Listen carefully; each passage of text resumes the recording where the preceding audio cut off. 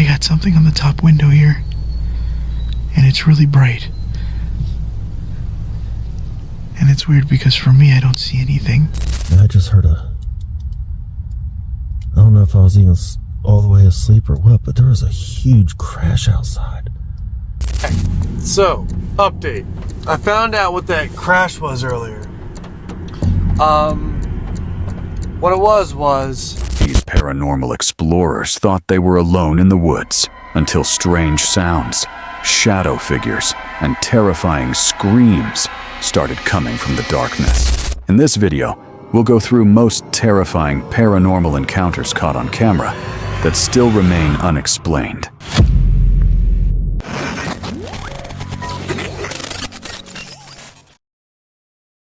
This video comes from YouTube creator Franco Travels, where abandoned explorations and urban adventure investigations uncover disturbing encounters. What begins as a nighttime exploration of an abandoned factory quickly turns into a terrifying game of cat and mouse. After screams, shadowy figures, strange voices, and evidence of unknown occupants begin appearing throughout the building. While scanning the factory from outside, the investigator spots a bright light glowing from a third-floor window through his night vision camera. Invisible to the naked eye, the anomaly suggests someone is already hiding inside the dark building. Nothing.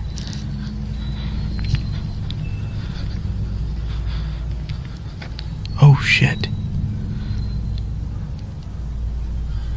I got something on the top window here, and it's really bright. And it's weird because for me, I don't see anything. See it? Shit. Moments later, a loud human scream suddenly echoes from within the factory. The chilling sound immediately confirms that multiple people may be moving through the structure.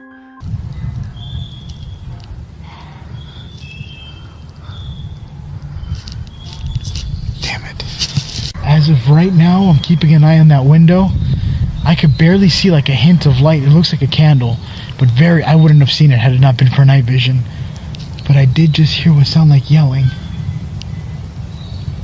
Listen.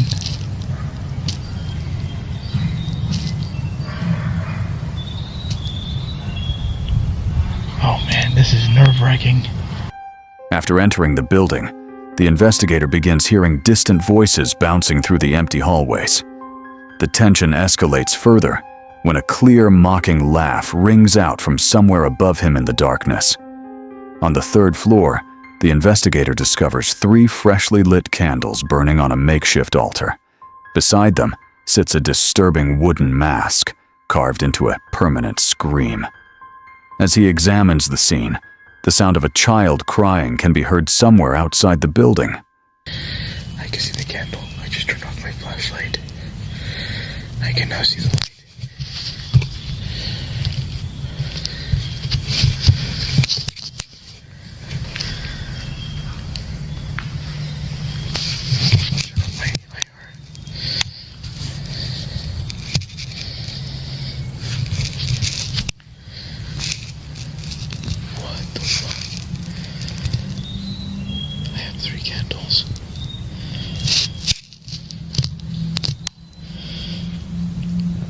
Alright, I'm turning back on the IR. The most alarming discovery occurs when night vision reveals one person standing motionless on a second-floor balcony, while another watches from a third-floor window above, confirming that multiple individuals are actively monitoring his movements. I'm gonna turn on my IR. See what I see.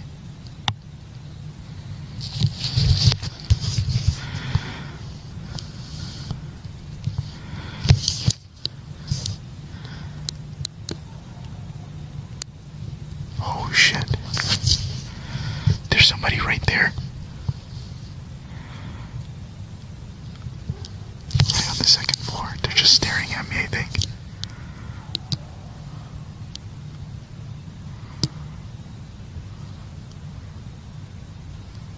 What the fuck?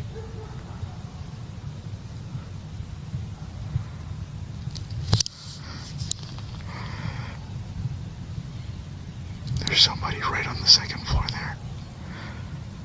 I can see the eyes blinking.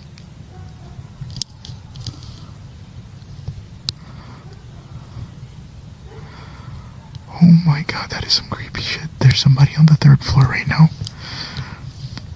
That's probably the person that put candles there with that little artifact. I'm gonna walk the other way like I'm not even there. I'm gonna look normal. Oh my god, I just saw another light, I think. Downstairs. Oh shit.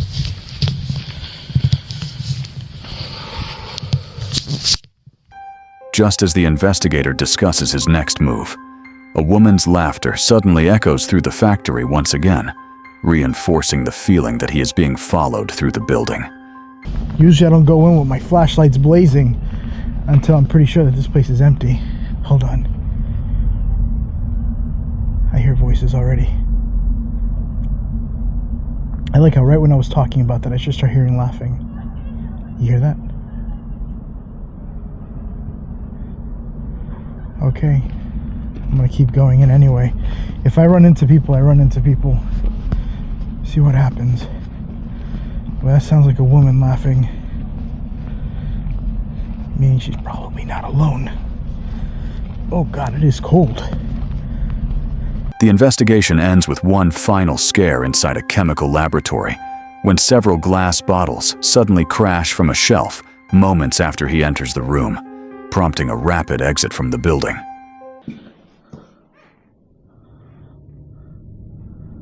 One of these bottles just moved.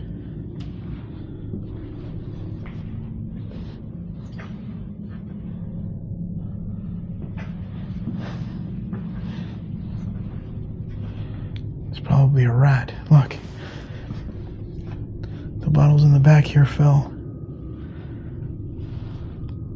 Oh, that was creepy. As soon as I walked in, I thought somebody was back here hiding.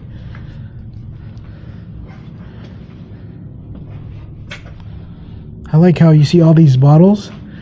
Monday, Tuesday, Wednesday, Thursday, Friday, right? And then Saturday with the Corona bottles. They had a blast on Saturday. Then they went to Pepsi and went into a diet. And then repeat.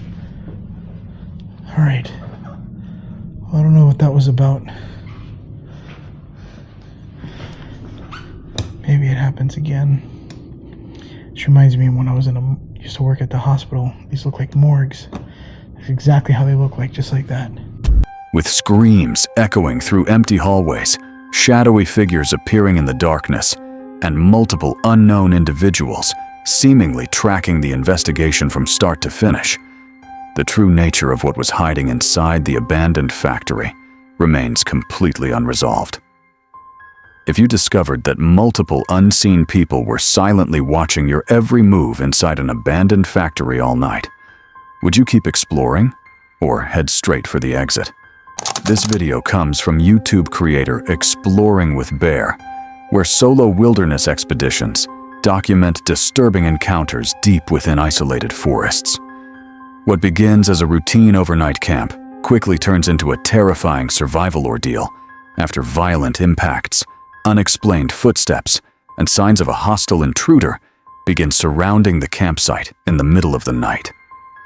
While checking the perimeter after dark, the investigator narrowly avoids injury when a large branch or heavy wooden object suddenly crashes down from above and lands directly inside the campsite, signaling that something unusual may be moving nearby. What the heck was that? That sucker came flying at me. That just fall from up there? That's what I was telling you guys about the widowmakers when you're pitching your tent. Like that was, I don't know what that was, but imagine if that was a monster limb now.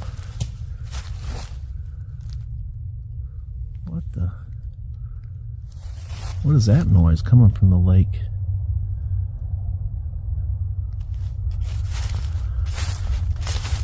Only minutes later, a massive explosive bang erupts from the center of the campsite, while the investigator is away from his shelter. The sound is so loud and sudden that it creates the impression that someone has entered his camp without warning.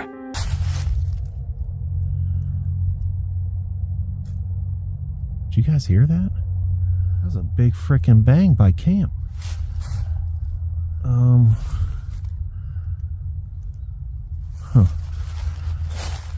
The woods is becoming alive. Oh yes, here we go. Here's the offering tree. I crap my pants if now there was something up there. I just got the chills even thinking about it. But yeah, so a couple videos ago, I left an offering. I left him a couple apples, banana, and then I don't know if he took them or another animal, but they're gone. Like, there is no signs of anything now. Shortly after midnight, a violent crash outside the tent jolts the investigator awake. Moments later, heavy footsteps can be heard crunching through the leaves and approaching directly toward the tent, stopping only a short distance from the fabric walls. I just heard I don't know if I was even all the way asleep or what, but there was a huge crash outside.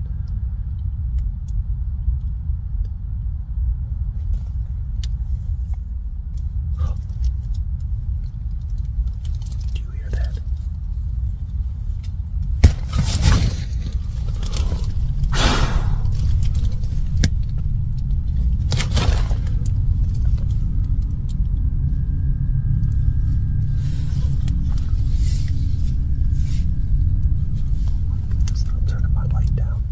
The encounter escalates dramatically when rocks and heavy debris begin striking the tent from outside. Trapped inside with no clear escape route, the investigator arms himself while the impacts continue hitting the shelter.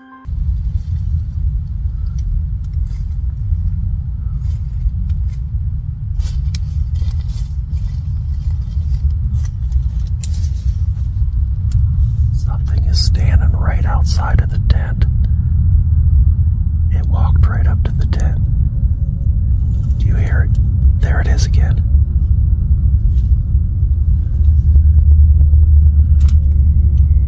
What the heck is that?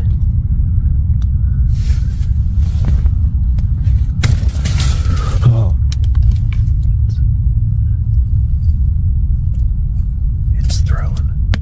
It's throwing stuff at the tent.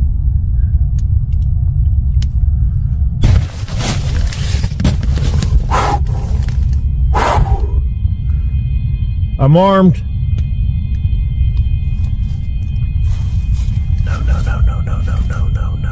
No. Oh my goodness, I'm gonna have a freaking heart attack. Man, whatever that is, I don't know what. I almost feel like it could be people messing with me. I just heard it breathing. Oh!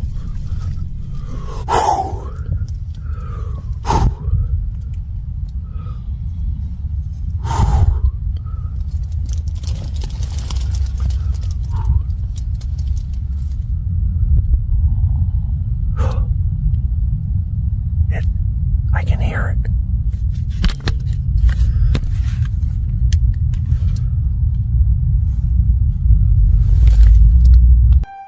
As the attack continues, the investigator captures the chilling sound of deep breathing coming from just outside the tent entrance. The close-range audio suggests that whoever, or whatever, is outside has moved within only a few feet of the shelter. 1 week later, the investigator returns to inspect the abandoned campsite and discovers the tent completely destroyed. A heavy cinder block has been thrown directly onto the collapsed structure, revealing that significant force was used against the shelter after he fled. Look at that. Frickin' cinder block.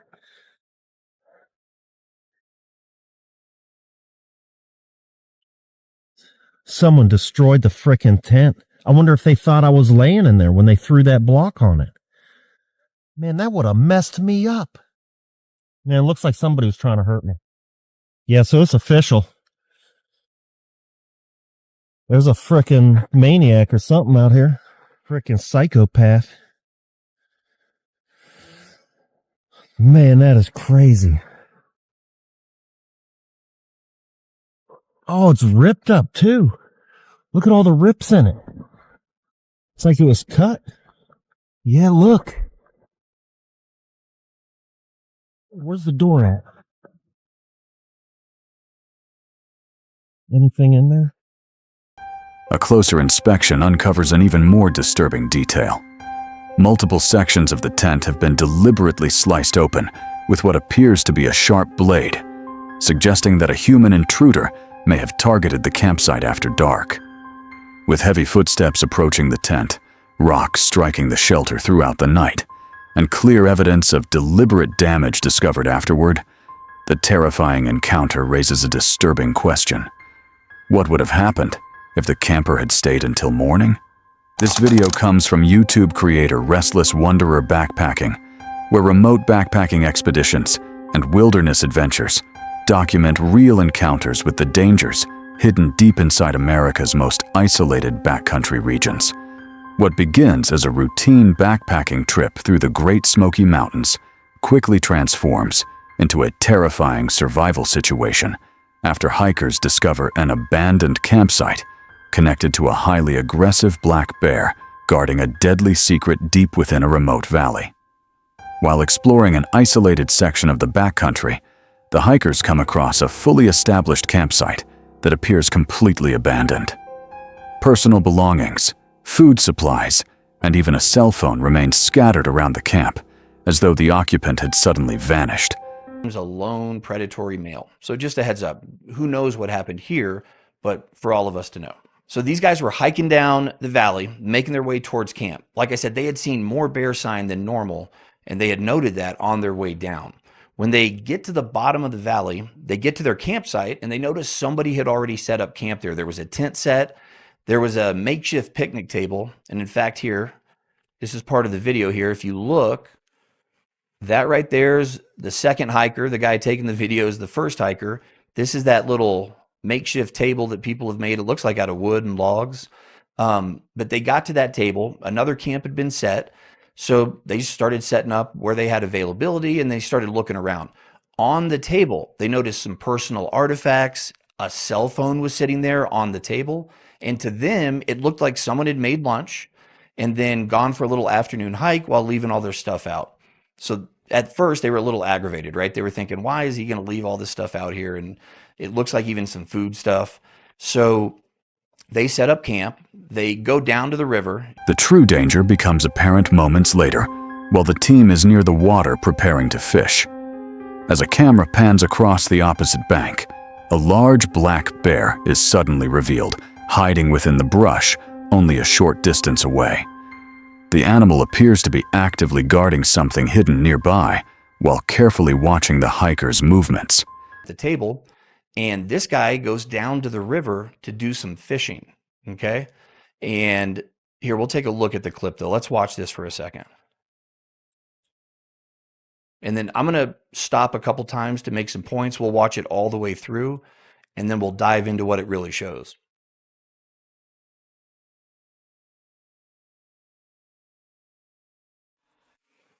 There's that bear right there looking at him. Okay, so that bear had been sleeping on the other side of the river the entire time they were there, making coffee, setting up. They had not even noticed it. This guy had now gone back down to the river so he could do some fishing. He was trying to get a little fishing in, and he was down there looking for a spot, and he said he was looking around, and he started noticing a little bit of like refuse or maybe food trash on the other side of the bank. In fact, let me pull it back. Right here. Here, let me let it go. So right here, you see right here, he noticed that, and he said that started making him look around a little bit more, which is when he noticed that bear right on the other side. Attempting to push the bear away using noise, trekking poles, and bear spray, the team manages to temporarily drive the animal uphill. However, a closer inspection of the area reveals the horrifying reason for its behavior. The bear had been guarding human remains hidden near the riverbank, aggressively maintaining control over the site and refusing to leave the area. Now, this is also when they noticed the other hiker. So the bear, they think, was trying to drag him up, and then it tumbled the body back down into the river. So this is when they saw, oh, shit, there's a body there. And they went across the stream since the bear had left to investigate more. That blue thing, let me pull it up here real quick. So this blue thing right here, that is his rucksack or bear bag. That is the other hiker's bear bag. It's actually sitting right there, and a lot of the food had been strewn. And then that body of the hiker was right here. That bear was sleeping on it. And if you know how bears do with food, they kind of bury it, let stuff sit for a little while and sleep there. But he had stashed that hiker right here. Now they investigate the body. They're able to identify. They get some identification off of him. They tried to put him in a better place out of the water. They said secure him as gracefully as they could. At that point, though, the bear started coming back down aggressively at him. So he's coming down, trying to defend his little food stash.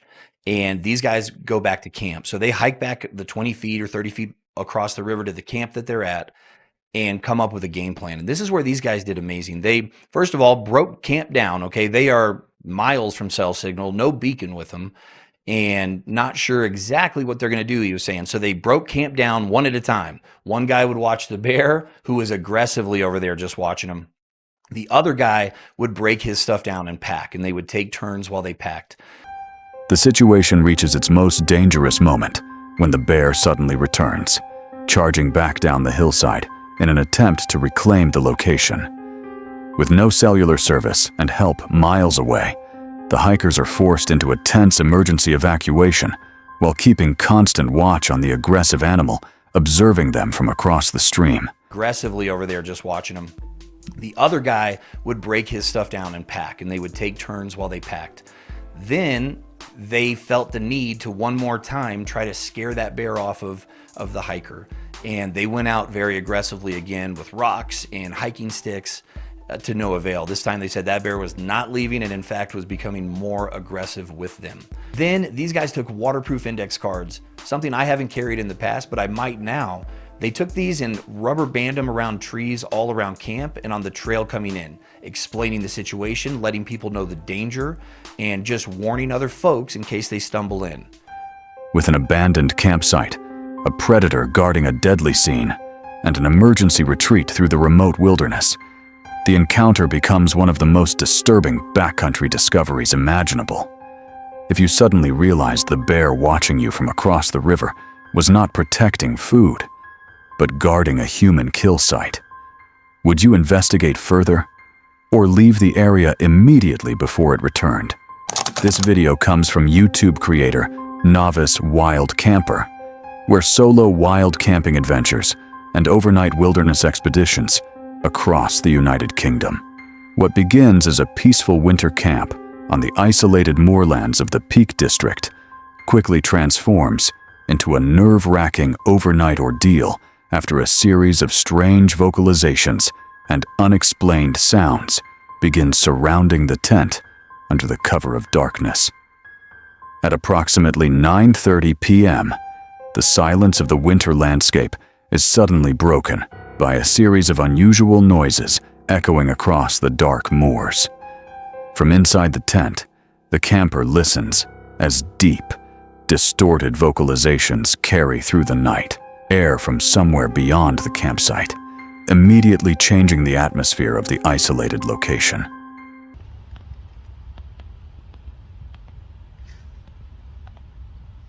Right, so I've heard deer, I've heard foxes make some really weird noises at night, but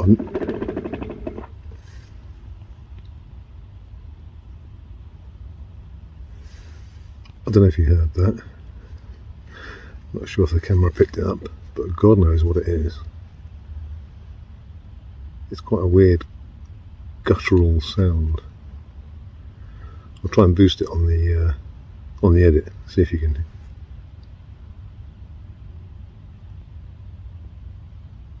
See if you can hear it, because that is really weird.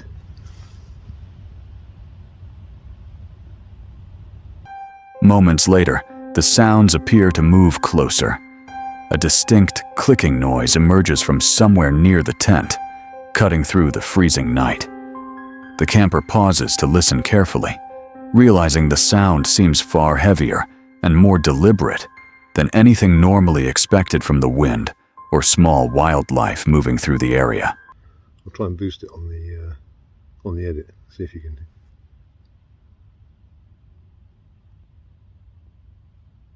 See if you can hear it, because that is really weird.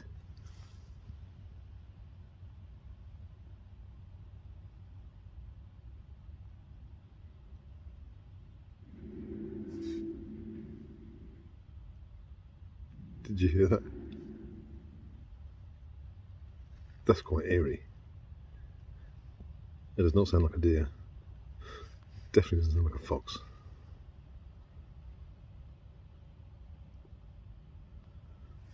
Odd. Right, I'm going to zip up and put my earplugs in, I think. Try and get some sleep, and hopefully I'll still be here in the morning. Good night.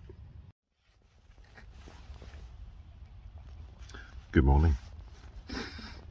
I'm acting like I've just woke up. It's about 7 o'clock. I've been up since 5. Just trying to get some morning shots, which I posted up on Instagram and Facebook. Don't know if the camera's picking it up, but there's a very weird sounding bird. Sounds like a kookaburra with a sore throat. It's not going to do it now. As the disturbance continues, a low growl-like sound suddenly echoes through the fog surrounding the campsite. Unable to identify the source, the camper notes that the vocalization does not resemble any familiar calls commonly associated with local wildlife, increasing concerns that something unknown may be moving nearby. Just before dawn begins to break, the night reaches its most unsettling moment. A sharp, distorted screech suddenly erupts from the dense vegetation beside the tent, sounding unlike anything heard earlier in the night. With visibility restricted by darkness and thick mist, the source of the noise remains completely unseen. Morning. I'm acting like I've just woke up. It's about 7 o'clock. I've been up since 5.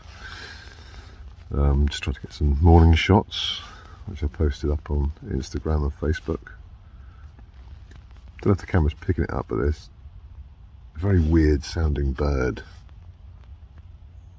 Sounds like a kookaburra with a sore throat. It's not going to do it now. It's fairly close to camp, but apart from those weird noises last night, it was a very quiet one. Took ages to get off to sleep, but slept okay in the end. I haven't checked the thermometer, but when I checked it in the middle of the night, it was about 2 degrees. So I didn't get down too cold last night, but it was chilly enough. Got a fair bit of condensation in the tent tonight, on the inner as well, frustratingly, which I think has come from the outer and come through it. There was not a breeze last night. It's absolutely dead still. Really, really quiet and still night. So I've just got the camera set up on a night lapse at the moment to sort of see if that works this morning. Another attempt. With strange vocalizations echoing across the moors, unexplained sounds drawing closer to the tent, and a final screech erupting from the darkness before sunrise. The unsettling events at White Edge remain completely unresolved. If you spent an entire night listening to unknown sounds circling your tent in the fog without ever seeing what was making them, would you stay until morning or leave the campsite immediately? This video follows a nighttime investigation inside a remote cemetery where the atmosphere quickly turns unsettling as strange sounds begin echoing through the dark. It opens with distant screams cutting through the forest silence, immediately setting a tense tone for the exploration ahead. As the investigator moves deeper into the graveyard, unexplained noises are heard, and an owl briefly appears, adding to the uneasy feeling of being watched. So I've made it back out into the cemetery where there's usually a lot of homeless people or... Anyway, weird stuff you see out here 24/7. I'm already hearing somebody yelling from deep inside the forest. I have to kind of walk through here. I'm leaving my truck behind here.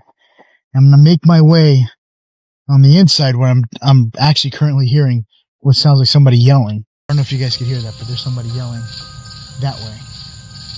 Last time I was here, I was able to see a person walking with a cloth or some sort of robe or something running through the area, and then I saw a face on the other side. I haven't been here in a minute because I felt like the activity was just way too strong. I wanted to give this place some time before I came back here, only because I felt like every time I came out here, it was getting more and more and more crazy. I don't know if you guys could hear that, but there is a screaming.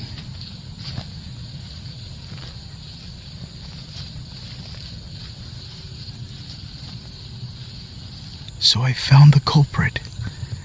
It's an owl.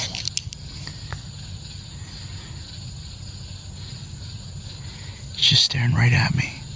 I'm using IR, so I'm not blinding him. You scared the hell out of me. So for tonight's video, I want to see if I could contact what I think was a lady walking through here, or a spirit of a lady, or whatever. I do know that there's been times where I could hear what sounds like spiritual voices or whispering happen. I think I heard whispering coming from this mausoleum right behind me. A spirit box session near a mausoleum brings the first clear signs of communication. It looks like someone left a balloon with a beer here. The only thing is there's not even a tomb here for anybody. I don't know if it's for this one. And they just put it to the side. But it says happy birthday. Whose birthday is it?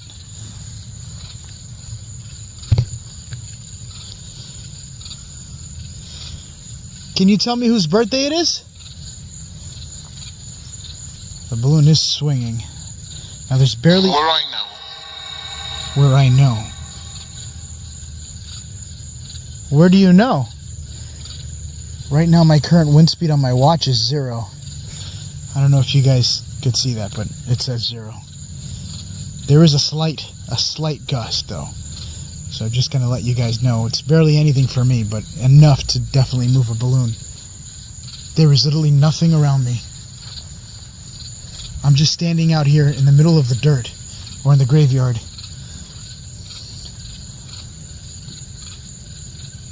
You know.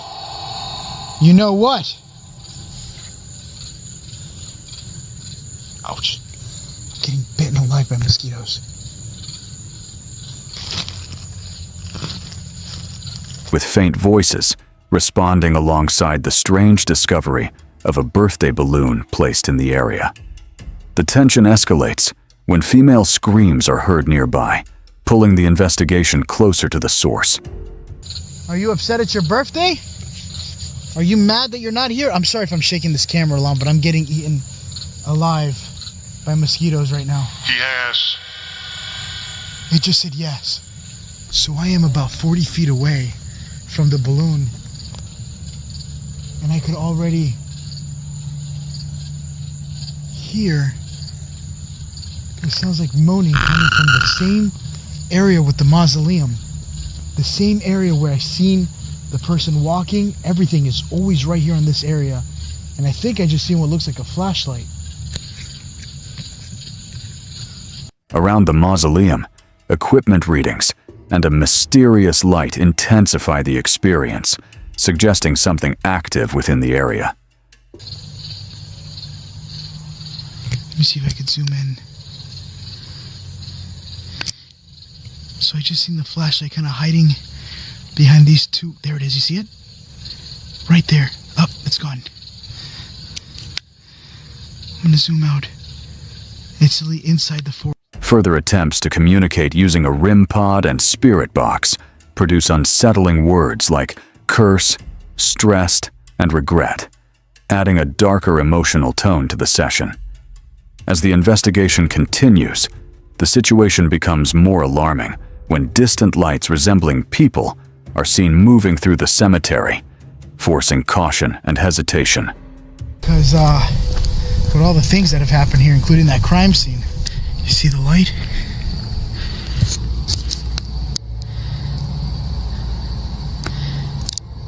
It looks like it's coming from inside the fence, which is the crime scene area. Holy shit. Oh yeah, I see headlights now. Trying to keep the camera as still as I can. I kind of come up here.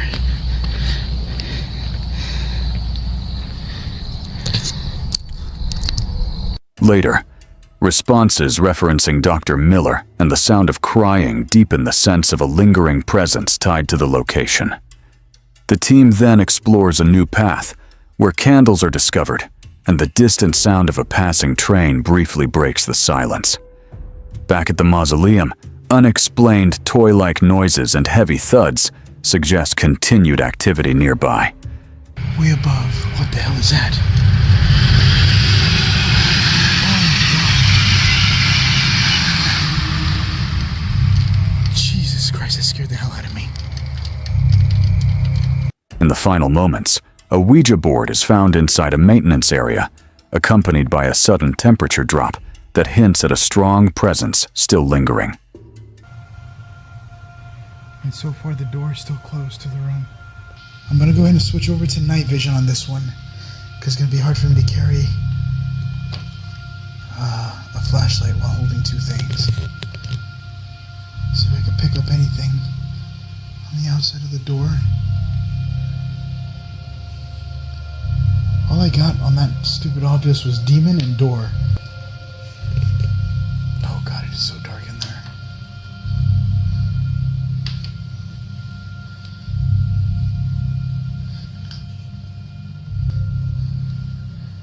I don't mean to bother you. Whatever you are, I hope someone definitely closed the session. Look at that. Stay here and don't follow me. I didn't come here for you. I just came here looking for anything else. The investigation ends after discovering signs of a nearby encampment, leaving the night with a final sense of unease and unanswered questions.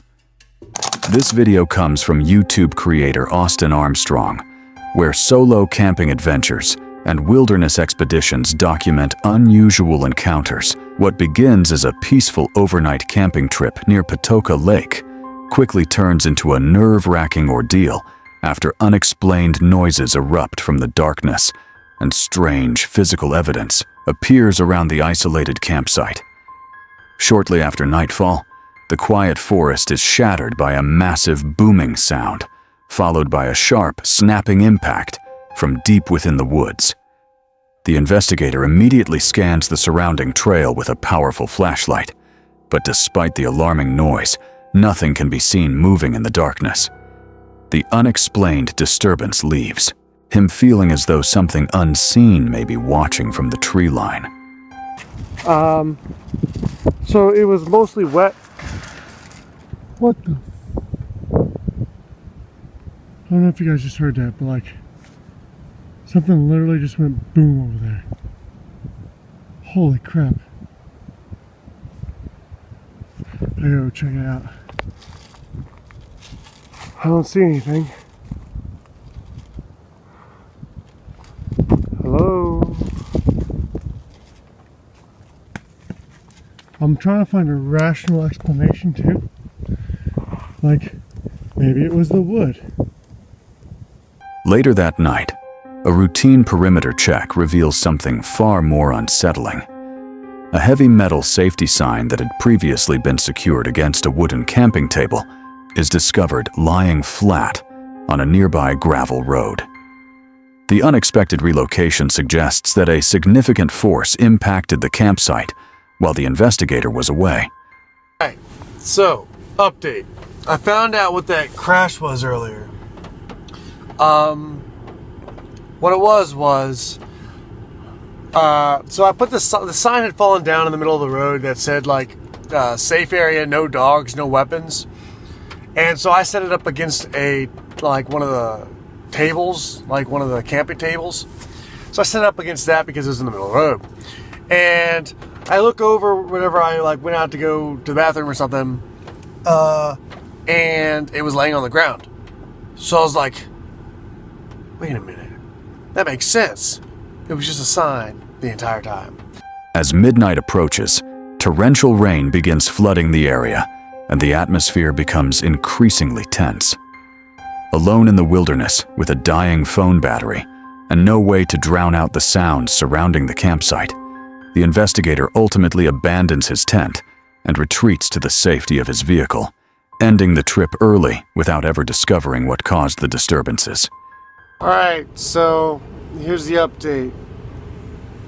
It's almost 1 a.m.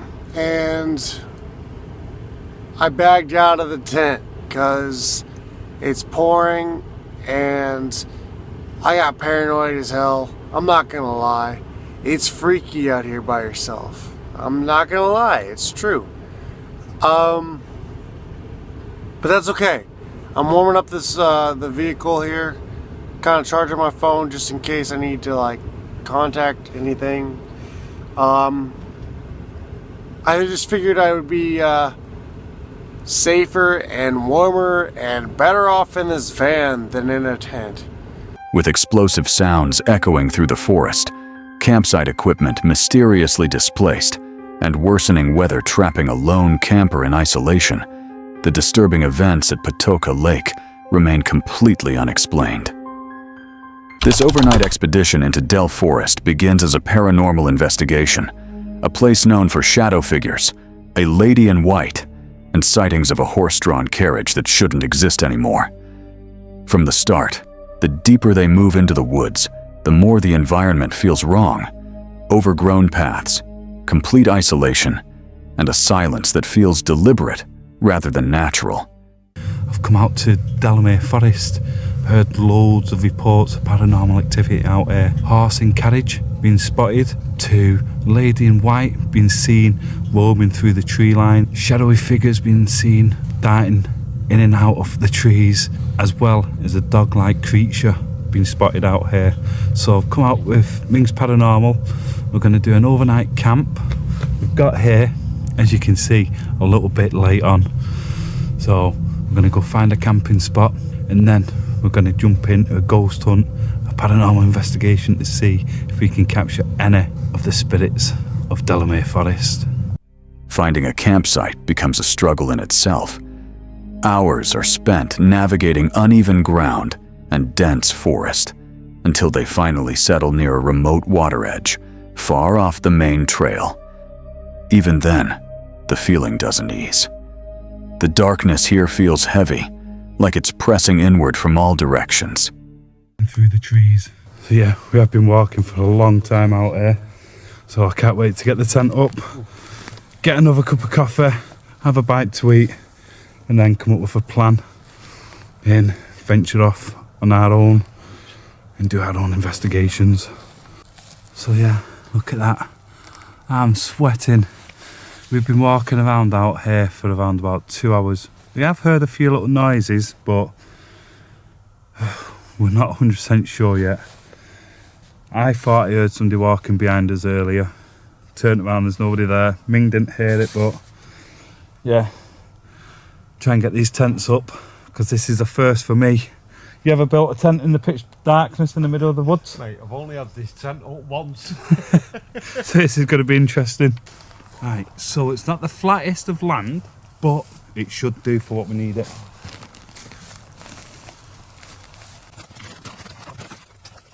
As night sets in, the atmosphere shifts completely.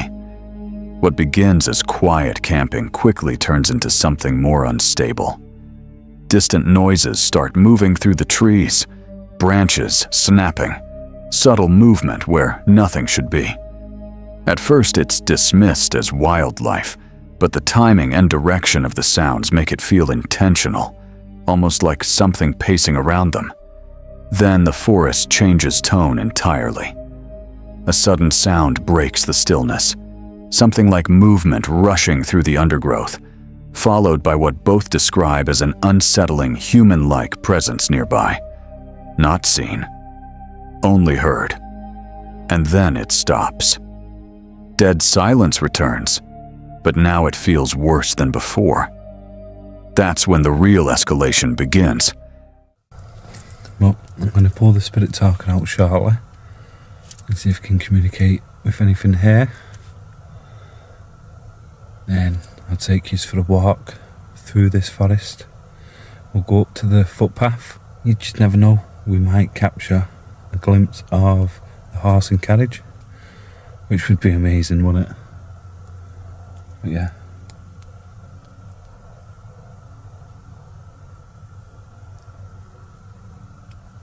Hey Ming, is it raining? It's not raining.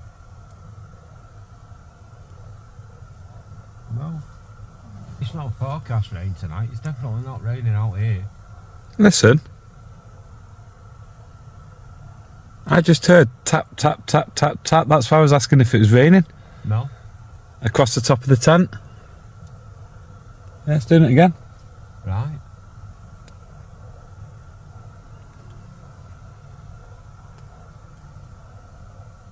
But it's a sound of like, do when it starts to rain? Yeah, when it's just starting. It's Yeah. dripping. Like you say, it's not even forecast rain No, tonight. There's no forecast rain. There's no wind. There's nothing. While sitting at camp, both hear what sounds like footsteps moving directly through the brambles near them. Slow, heavy, then stopping, and repeating. When they investigate, there is nothing. No torchlight, no figure, no explanation. Just dense forest and complete darkness, where sound should not have come from.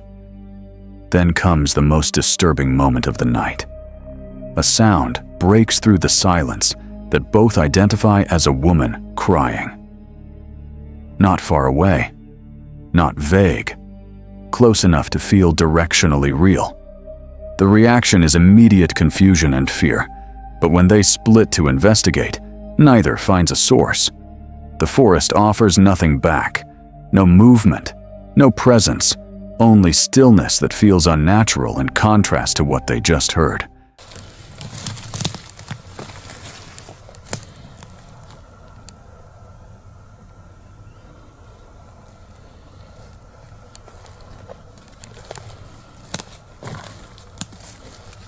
Feels like something out of Bleeding Blair Witch, this.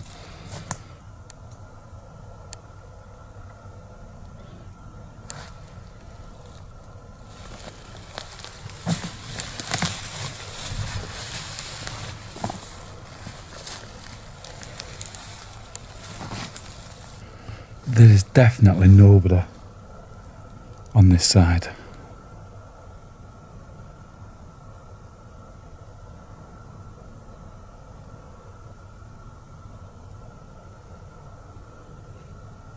But it was 100% somebody walking over this.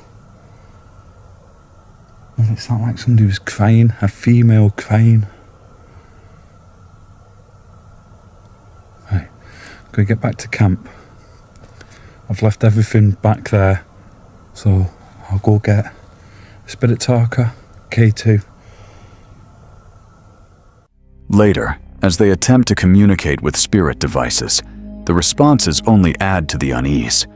Words like portal, darkness, and references to past deaths appear, suggesting something in the forest is aware of them, or that something here is connected to events long buried. Any other spirits do want to come forward and speak to us?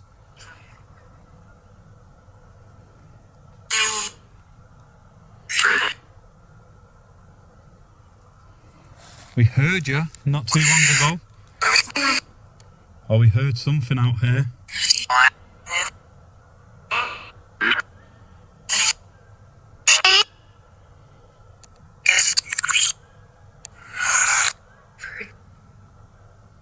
We heard what sounded like somebody walking towards where we are.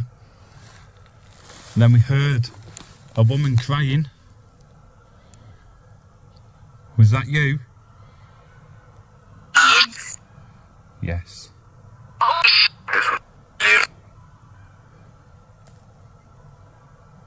Can you do it again?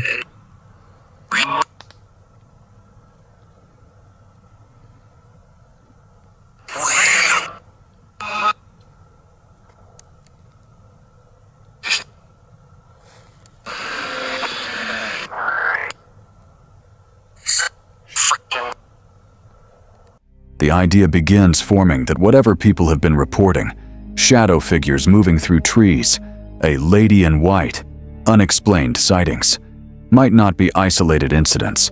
It might be something recurring, something that happens here repeatedly, in cycles they can't fully understand. By morning, everything looks normal again. The forest is just trees, light, and quiet ground. But that's what makes it worse. Because the night wasn't filled with proof. It was filled with sound. Sound that should not have existed, in a place that refuses to explain itself. Some places don't feel abandoned. They feel occupied. This chilling footage follows a lone investigator returning to a graveyard he swore he would never revisit alone. Years earlier, he claims he encountered a tall, black figure deep within these woods. A creature with glowing eyes staring at him from the darkness before disappearing without explanation. The atmosphere changes the moment he notices something reflecting light between the trees. At first, it's only a faint glimmer hidden low in the woods, but the second he sees it, his tone changes completely. He immediately recognizes the glowing reflection as the same eye shine, connected to the entity he encountered years before in this exact graveyard.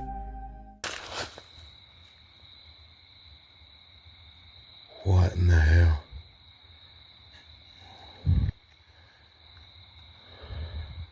This is how it started. I think that's one of them. Y'all see the eye shine?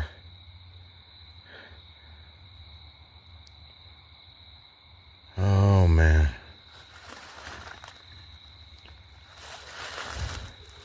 It's back. That's the same eye shine.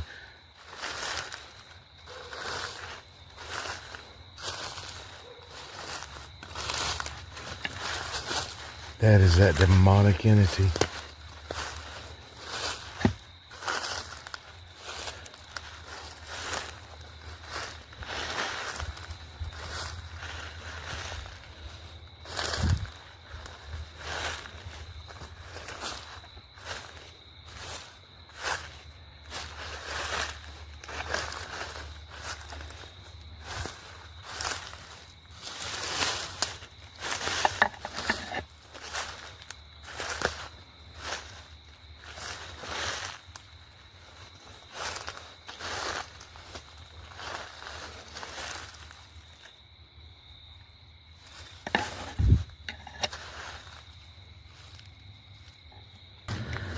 What makes the moment disturbing is how genuine his fear feels.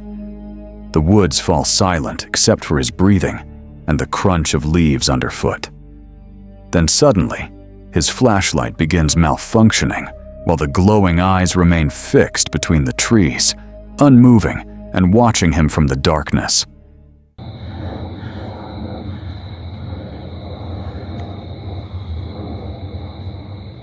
Oh shoot. What's wrong with my flashlight? There's eye shine still down there.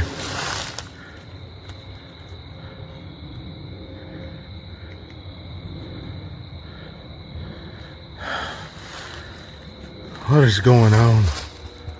As he stares deeper into the woods, something appears to move near the embankment ahead. He repeatedly whispers, "What is that?" while slowly backing away. According to him, the eye shine eventually rises higher from the ground, as though a massive figure is slowly standing up behind the trees. He later describes seeing a black shape nearly 6 to 8 feet tall, partially hidden in the darkness. What is that? Oh my God.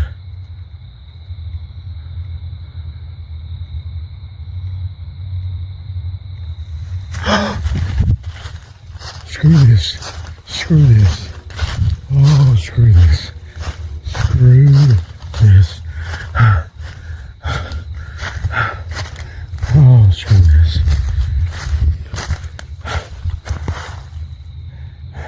What is wrong with my light? The fear intensifies when his flashlight dies again, leaving him standing in near total darkness, while the glowing reflection remains visible ahead of him. Even when he nervously jokes by calling the figure Mr. I Shine, the tension never disappears. Every time the camera turns back toward the woods, the glowing eyes are still there, waiting in the same spot. The most chilling moment comes later, when he quietly admits he's getting a very bad feeling. Moments afterward, a deep grunt echoes somewhere nearby in the graveyard, instantly changing the atmosphere around him.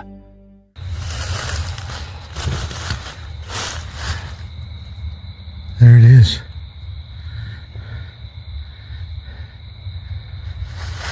What are you, Mr. I Shine? Jump back up.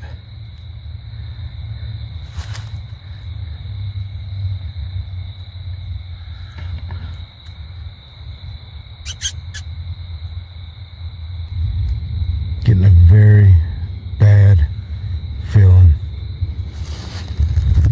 I can't be doing this. That thing is evil. It stood up 6, 7, 8 foot tall. And it's just laying down there behind that bank, by that tree. I don't know what it is. It had a black body. I'm hoping the camera got it. Its eye shine kept changing from what it was on the ground. The taller it got. One of the two creepless.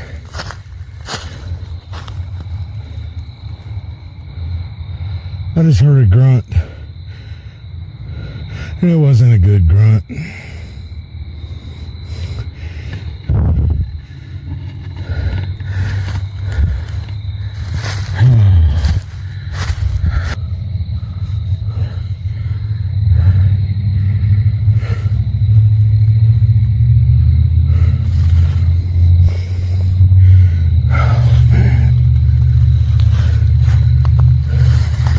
This is a messed up graveyard, y'all. By the end of the investigation, the figure is never fully captured on camera. No explanation is ever given. The glowing eyes remain hidden somewhere deep within the woods, while the investigator desperately searches for a way out of the cemetery. And somehow, that uncertainty is what makes the footage so unsettling. This footage begins with an urban exploration trip in San Diego, searching for abandoned tunnels beneath a closed mall. What starts as curiosity quickly shifts the moment they descend underground. Air becomes stale, light fades fast, and the environment immediately feels wrong in a way they can't explain.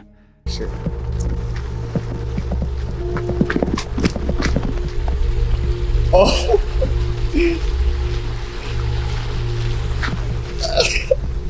How do you feel? Hello? Is anyone in here? Hello? Hello? Bro, this is gross. Just water. Come on, buddy. Huh? Inside the first tunnel, things escalate almost instantly. The water is stagnant, the passage is tight, and every sound echoes in a way that feels distorted. Then, a sudden, unexplained noise cuts through the tunnel, louder than dripping water, too heavy to be natural, forcing them to stop and listen in complete silence. Bad drawings. Hello?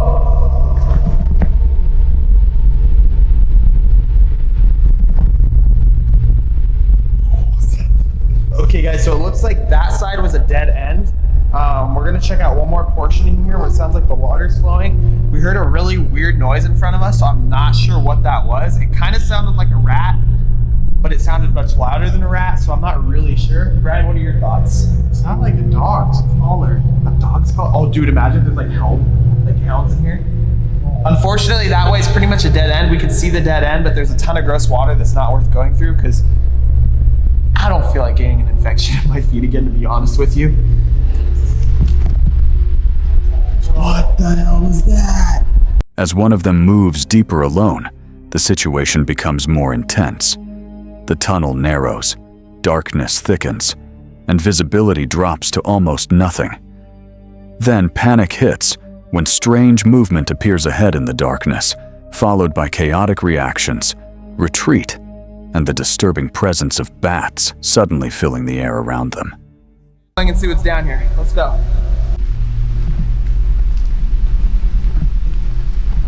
Whoa, a bat! Okay. Whoa, whoa, whoa, whoa! What are those?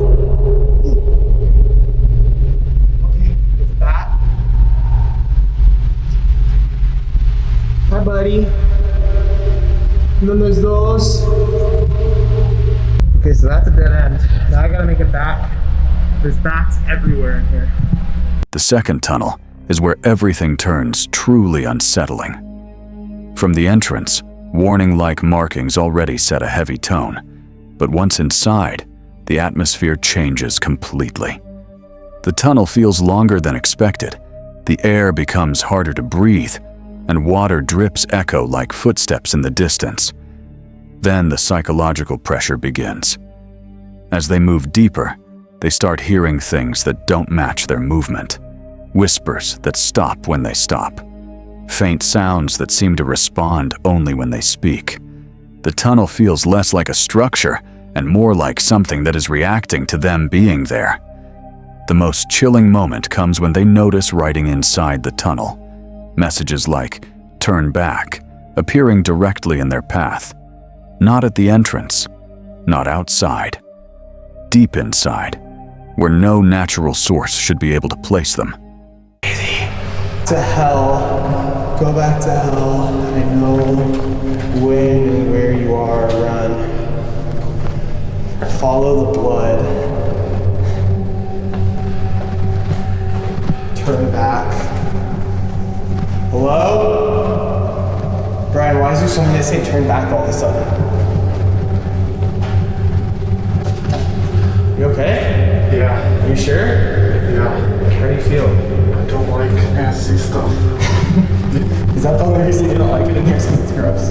Yeah. You're not terrified of the fact that this place is super haunted and we're alone in here? Soon after, the group begins questioning whether they are truly alone. One of them hears something that sounds like a reply from deeper inside the tunnel, even though no one is visibly there. The idea of being echoed back begins to break their confidence completely. I swear I heard something. Did you guys hear that? Hello?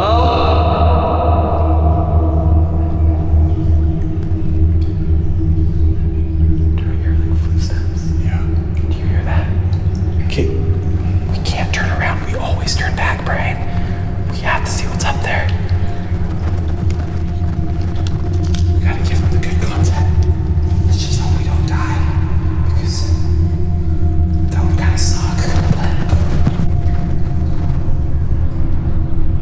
Brian.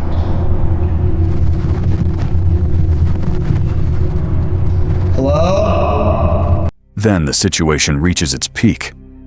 One member is left briefly isolated, and in that moment, the tunnel feels completely alive, silent, waiting, and unresponsive, except for faint, unexplainable sounds that seem to come closer whenever he stops moving. My camera. My phone. Alright guys, so I'm here alone. I have the cameras watching me. There's nobody in here but me. I'm gonna taunt whatever it is, and we're gonna see what happens. So you're a coward then, is that what you're saying? Prove yourself! I got goosebumps, but I'm sweating, which doesn't make sense, but that's not really proof. Hello?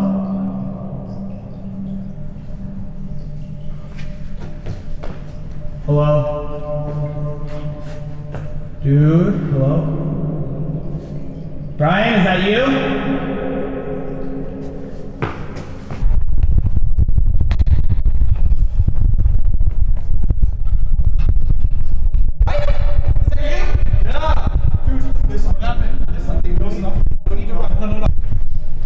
Even after regrouping, the tension doesn't drop.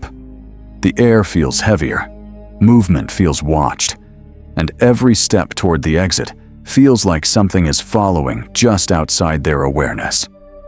By the time they escape, nothing is proven. But the most unsettling part isn't what they saw. It's the realization that inside those tunnels, silence didn't feel empty. It felt aware. Some nights don't feel like camping. They feel like being watched. A lone investigator enters the Pocomoke forest, planning to spend the night completely alone deep in the woods. From the beginning, he's aware of how risky it is, but still pushes forward, setting up camp far from his truck so no one can easily find him once darkness takes over. All right, everybody, I have officially set up tent for the night, or camp, I guess I should say. And it was actually a little bit more difficult than I thought it was going to be. It took me a little bit to find my spot here, here in the forest, because I wanted to go to somewhere like super remote. So as you can see, there's a nice little area around me. But yeah, other than that, I want to show y'all what I've got. I've got my sleeping bag, and I've got my backpack on right here. They always come with all this extra stuff that you don't need for some weird reason. And so a little bit later into the night, I walked for probably about 40 minutes or so, and I'm going to show you kind of the way I came from, because I ran across something pretty interesting, and I was like, all right, I'm going to go back and play the spirit box by this thing. The deeper he goes, the heavier the forest feels. He mentions local legends like the Hookman, an escaped inmate with a hook for a hand, but it still sounds like just a story. Until strange movement starts appearing between the trees and the woods begin feeling less empty. Those lines that reside here. There's been a lot of weird history with the Pocomoke Forest. You can look it up online. It is Pocomoke Forest, Maryland. Check that out. So here's the story of the Hookman. A young man and lady were parking in the confines of the Pocomoke Forest. The radio was playing, and all of a sudden, a special bulletin came on. It seems that an inmate had escaped from the Cambridge State Hospital. He was last seen headed towards the Pocomoke Forest from the Salisbury area. He could be recognized at about 6 feet tall, weighing 165 pounds, with jet black hair and a beard that was also black. His right hand had been cut off, and in its place was a hook. His problem was he killed people who disturbed the Pocomoke Forest. That's fucking great. In about a half hour, the young lady broke away from the young man's embrace, scared to death. She insisted that he take her home right now because she had heard a noise. When the young man and the young lady got out of the car, they heard a clanging noise. They looked in the gutter beside the car, and there lay a hook. To this day, the crazy man with a hook has been seen many times. Oh man, I'm getting chills. But has never been caught. This is a story that is well known and believed by many people. As night fully sets in, he begins using a spirit box to communicate. Most of the responses are unclear, but one moment stands out sharply, a voice telling him to turn around. From that second, the energy shifts and the forest stops feeling passive. Soon after, things escalate. His flashlight catches movement, and he begins hearing and noticing activity around him. Shapes in the dark, shifting positions, and the growing feeling that something is circling his location. The forest no longer feels random, it feels aware.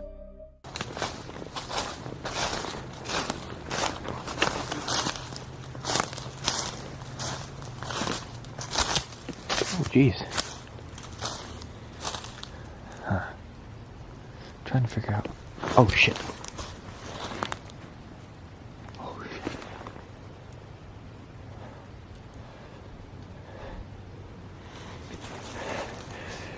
somebody's fucking flashlight.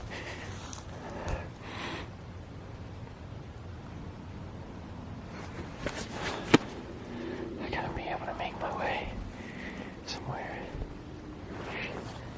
That's somebody's light. That's somebody's light right there. Alright, I gotta be able to make my way somewhere. That's somebody's light. I gotta turn off mine. I don't know if that's maybe a hunter or... Oh shit, oh shit.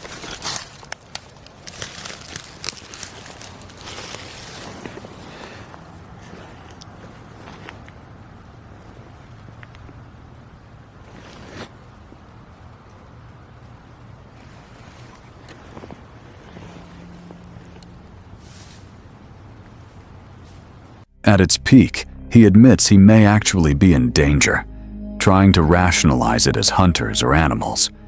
But nothing behaves normally. The presence feels too controlled, too consistent, like something is tracking him through every step he takes. Oh, fuck.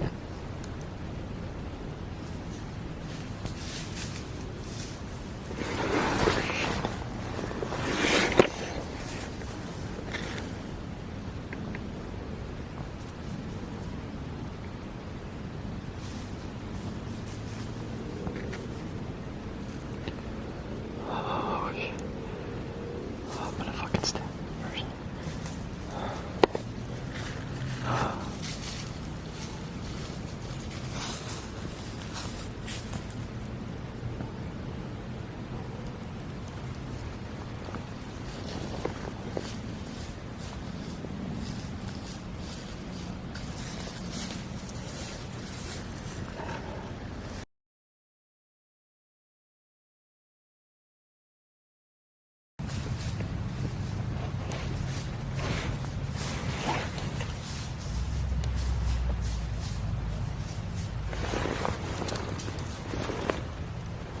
I know that you all can't see me right now, but I've literally been sitting here for at least 25, maybe 30 minutes.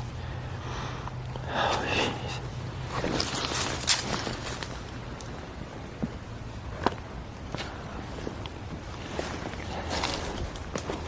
Whoever that person is, they are not a hunter, because there's no way in hell you can just keep looking in the same area. Ooh.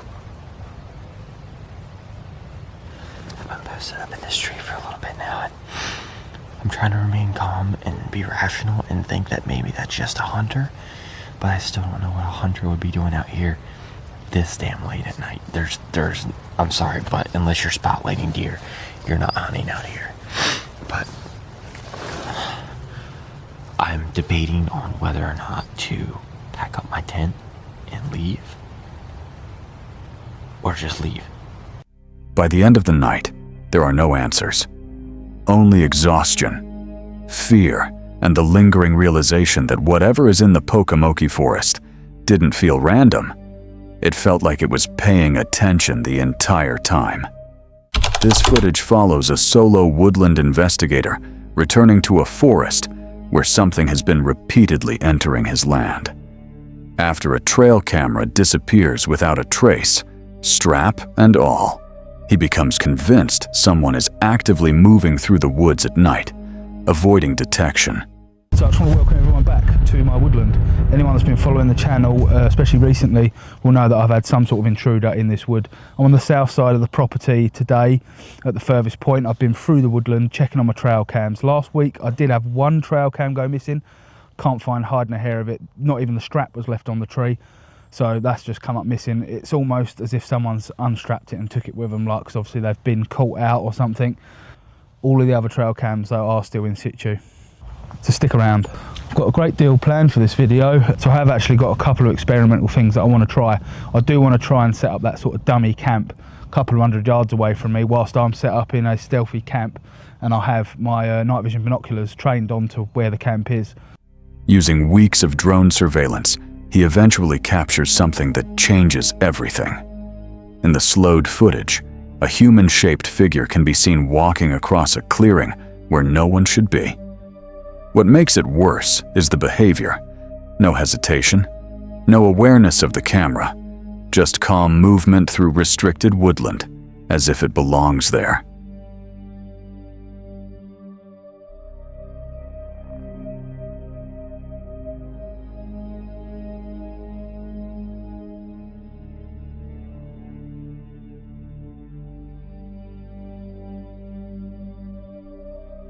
That leads to his new plan, a decoy camp.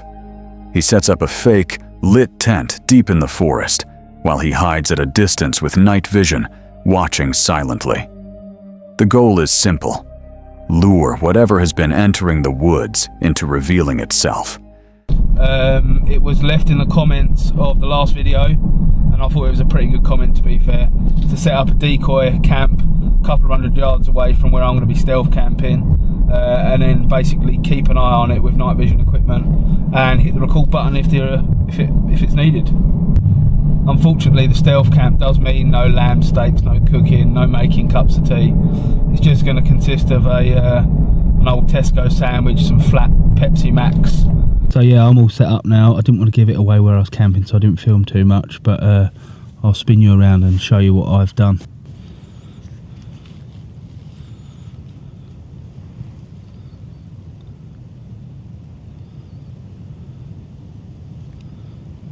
Don't know if you can see it, but just against that tree that's out there in the opening, that is the decoy camp.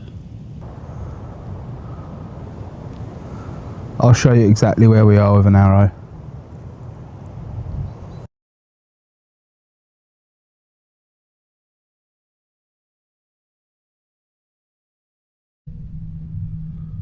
As you can see, once you're shut inside, it is quite cosy.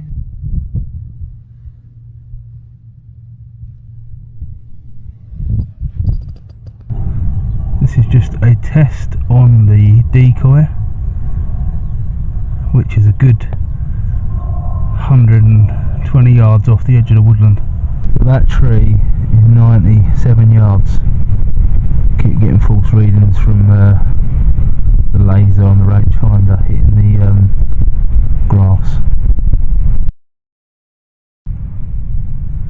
So behind this decoy setup here is the east part of our woodland where the new cabin's being built, and we've got plenty of clearing here to see if anyone comes around.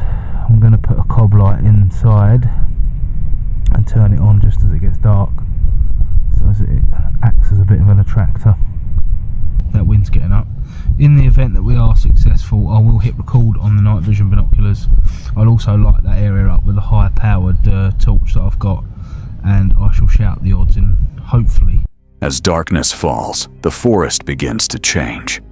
Small sounds build into heavier movement, branches snapping, shifting shadows, and then something sharper breaks through the silence in the distance. Then it happens. A sudden, human-like scream echoes through the trees. It doesn't sound like an animal. It doesn't echo naturally. It feels close enough to belong inside the forest itself, cutting through the darkness and instantly changing the tone of the entire night.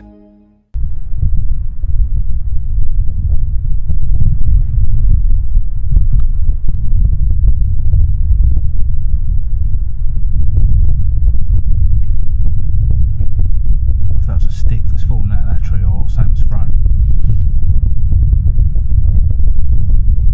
I'll have to replay the footage, but I'm not sure whether a branch fell out of the tree or something was thrown at that.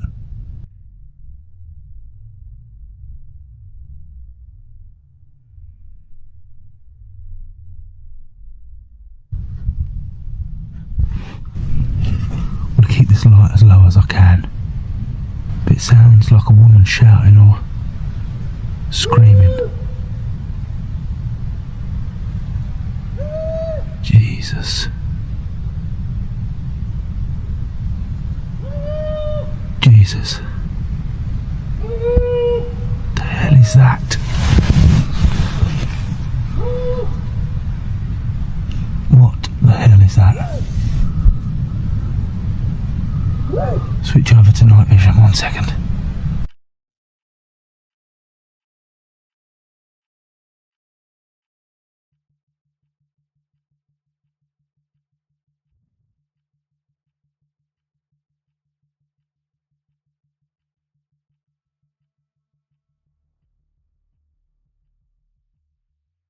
The investigator freezes in position, switching to night vision as the decoy tent sits glowing in the distance.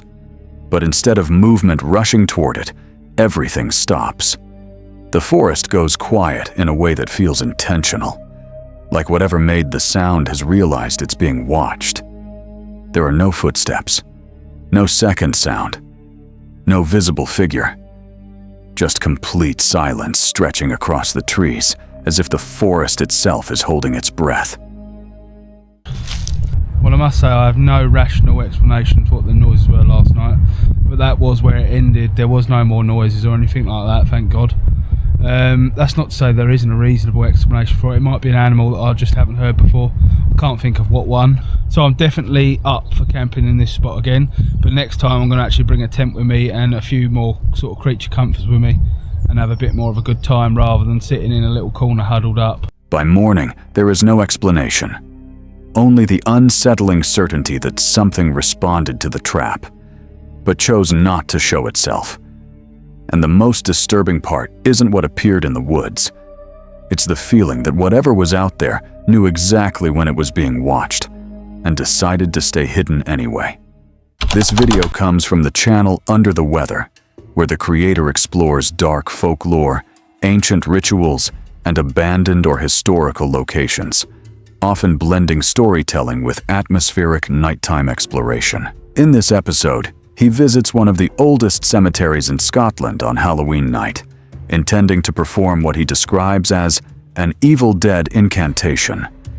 From the beginning, the tone is deliberately theatrical and unsettling, with references to darkness, spirits, and the idea of a Book of the Dead that blurs the line between folklore and ritual belief. He explains the historical background of Halloween, linking it to ancient Celtic festivals where fires were lit and rituals were performed to protect against spirits during the time when the veil between worlds was believed to be thin. This section builds an atmospheric foundation, framing the night as something traditionally associated with the dead and supernatural activity. As the sun rises over the last golden harvest, the old year begins to die. This was Samhain, the ancient Celtic festival marking the end of summer and the beginning of the dark half of the year. On this night, fires were lit and rituals performed as people believed the veil between worlds grew thin. Spirits could walk, ancestors could return, and protection was needed.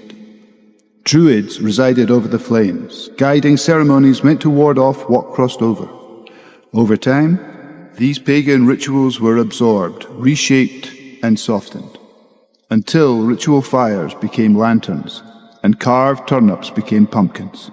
Samhain became Halloween, but the old magic truly never left. And so, with the help of a page from the Book of the Dead, they came to me from within the walls of a ruined castle. I ventured into the night. As he enters the cemetery, the mood becomes heavier. The setting is described as extremely old, with worn gravestones, broken structures, and an overall sense of abandonment. He references local legends, including a supposed grave robber named Buren, who is said to still haunt this area and protect the graves. As I go into one of the oldest cemeteries in Scotland, and we're going to do the Evil Dead incantation to see what happens, you know what I mean? There is a legend that there used to be a local grave robber who went by the name of Burson. Just one name, Burson, and he would rob the graves here, similar to Burke and Hare in Edinburgh. But they say he haunts this place and guards the graves.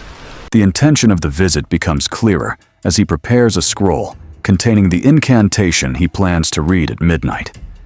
He acknowledges that the idea itself may be daft, but continues anyway, adding a sense of uncertainty and anticipation about what might happen once the ritual begins. As he moves deeper into the cemetery, the environment becomes more visually unsettling. Old dates on graves, decaying stone structures, and strange arrangements such as flags near graves create a feeling that something may have recently been done in the area. The setting feels active, despite being a place of the dead. How old are these ones actually? You see a date.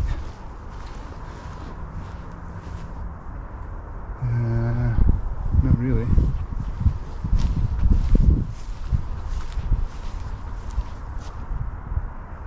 $1925. Until the daybreak, the shadows flee away. He chooses a specific location among the graves, noting the time and waiting for midnight to approach. The pacing slows here, building tension as he prepares to perform the incantation. The silence and isolation of the cemetery become more noticeable, making every small sound feel amplified. The most intense moment occurs when he begins the incantation.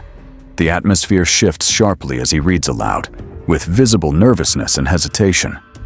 During this sequence, he appears increasingly unsettled, reacting to something he cannot immediately explain in the environment. Conda estrata montos, egrets gad, nosferatos canda, amantos canda.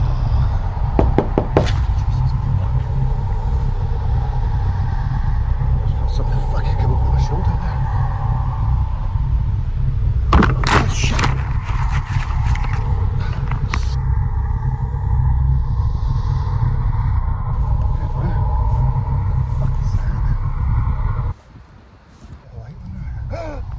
Fucking hell. What the fuck? That looks like a fucking hand. Get a bit of light on that. Fucking hell.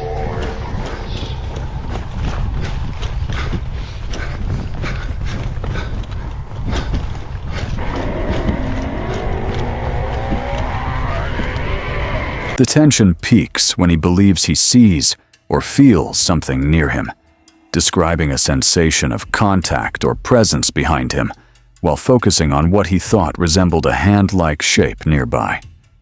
His breathing becomes heavier, and the sense of urgency increases rapidly. Immediately after this moment, the experience breaks into panic. He steps back, visibly shaken, and ends the sequence abruptly, suggesting that whatever occurred was enough to make him stop the ritual entirely. By the end, the tone shifts from ritual curiosity to fear-driven retreat. He leaves the cemetery stating that he will not repeat the experiment again, leaving the outcome ambiguous, but strongly implying a disturbing, unexplained moment during the incantation. This video comes from a channel focused on witch hunting style exploration, where the creator blends personal stories with nighttime field visits to locations rumored to have witchcraft activity and strange folklore. In this episode, he heads to Lighter Creek, a remote mountain area he claims is strongly connected to witch sightings and ritual activity. From the beginning, he presents the story as real, stating that what he experienced there happened years ago, and that he has only ever seen one witch in his life. We're going to go the witch hunting. We're gonna go show you guys where we've seen like the actual witchcraft, guys. So right now we're driving into Lighter Creek. Junior, I don't know if you want to show this. Like, I don't know if you can see. The windshield's kind of dirty. So point the camera and then focus on the road. Guys, look how scary. A lot of people come up here during the daytime, and at nighttime everybody leaves. It's really creepy. It looks like there's sunlight out. It looks actually pretty nice on camera, but I swear it's darker than that. So first location we're gonna go to is where we've seen the actual witch. Now, this happened like 6-7 years ago. I think I've told you guys this story before. Now, I believe I've seen only one witch in my life. So scary. So we're gonna go there, and then once we get there, I'll show you guys exactly what I saw and where we saw it. The drive into the area already sets a tense mood, with darkening surroundings, isolated roads, and the feeling of leaving normal spaces behind. As they arrive, he points out the landscape where he previously claims to have seen a witch appear. The location is now changed, partly turned into a parking area, but he insists that the same spot used to feel much more open and isolated. He describes the moment in the past when a woman-like figure allegedly emerged from the bushes at night, walking in an unnatural, slow, and unsettling way toward their direction. You see there's like parking spaces now, guys. Before there was no parking lot here. Like it was just gravel, and I remember there was this giant white tree, like literally like right here, guys. There was like a giant tree. It was probably like 50 feet in the sky, I don't know. And this was like a hangout spot because this was one of the only open areas in Little Creek that you were like able to like come and like park and like chill. It lost my spot where we were, guys, but this is where we seen the witch. Why are you scared? Oh no, I'm waiting for that car. So we're parked here. Me and my homie were chilling. I was in the passenger seat. He was in the driver's seat. We're just chilling, hanging out, enjoying some drinks. And then out of nowhere, this was like 11:30 p.m. at night. Have I ever told you this story? Yeah, you told me the story. This is like 11:30 p.m. at night, guys. Literally, guys, like out of this like random mountain over here. Look, shine it over there, Hector. Guys, literally, like out of this area, we seen. I don't know where the witch came from, but she walked up. She was walking up towards us, and she was literally like wobbling like this, and it looked like what you would think a lady would, like a witch would look like. Like she had like a white gown, it looked like a savannah or something. She had like long black hair, and she was walking crazy, bro. She was dead ass walking like, you know, like this, and she was like sparking something, like it was like a lighter. So scary. As they move further in, the focus shifts from the original witch sighting location to another area where people allegedly leave offerings and signs of witchcraft. The most notable detail they point out is repeated placement of oranges along the river, which they interpret as ritual offerings connected to wandering witches. I want to show you because this is where a lot of the witchcraft like is crazy. This is where the witchcraft is crazy. There's so many rocks. So if you come, like be careful. You know, don't be low. You know, you gotta be careful. Oh my God! Wait. Here's some evidence. Guys, if this is not people's doings, this is some evidence. My belief is this is evidence of witchcraft. So we're gonna come over here. The orange. Look. So the oranges, yep, the oranges, that's witchcraft. See that? Those oranges, guys, that is witchcraft. That's witchcraft right there. So what that is, Hector, and there's more over there, like just shine over there. You see along the river, it's only oranges. So there's this thing in the witchcraft community where there is wandering witches that live in these mountains and woods. So what wandering witches is witches that have no home. So the witches have no home, and they rely on a food source of offerings down the river. So other Wiccas and witches, they come and leave food offerings along with some witchcraft in hopes that their witchcraft would be more effective. Yeah. And they leave food offerings for the wandering witches. So it is said that at nighttime, the wandering witches that live in the mountains that have no home, they come down to the river, walk down the river, and they eat the food offerings of the other witches and Wiccas.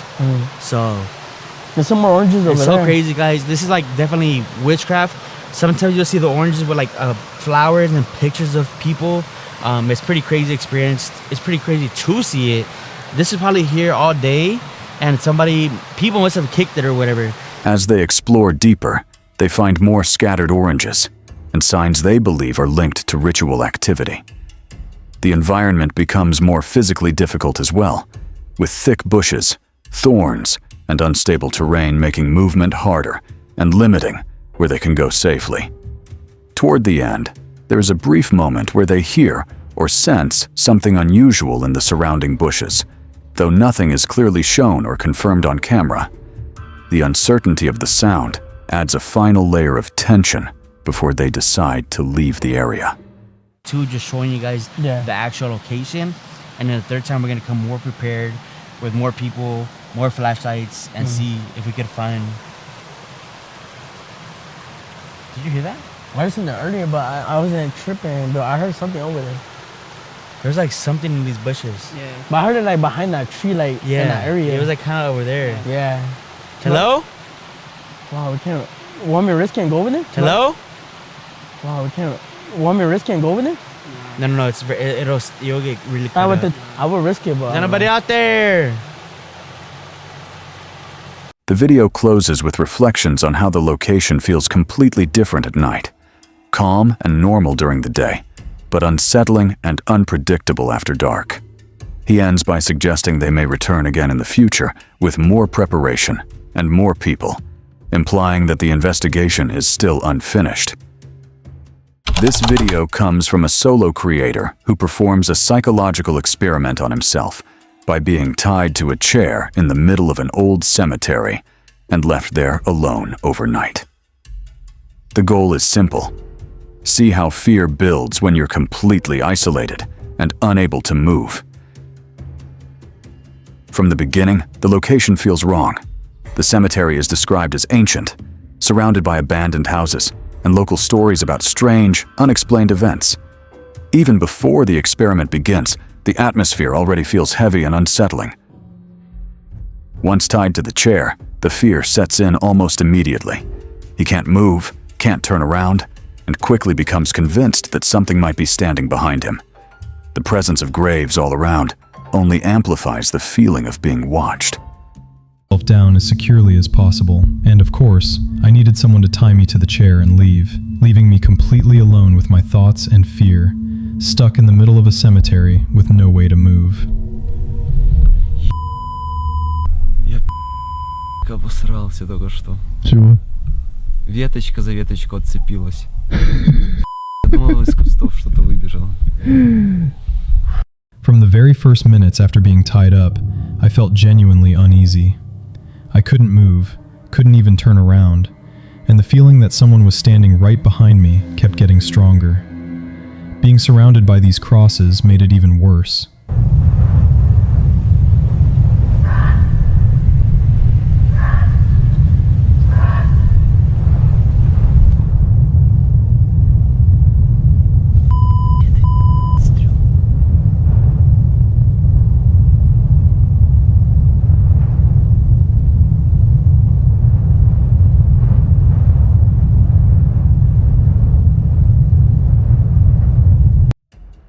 As time passes, his mind starts to spiral.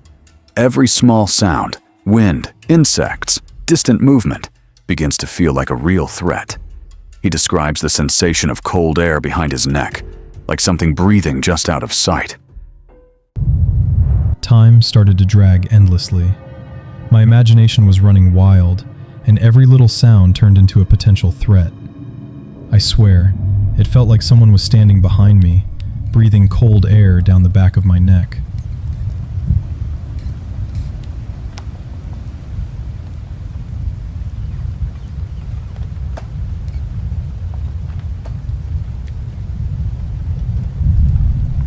As for ghosts and the supernatural, you try not to believe in that kind of stuff, but being alone in a cemetery at night makes it a lot harder.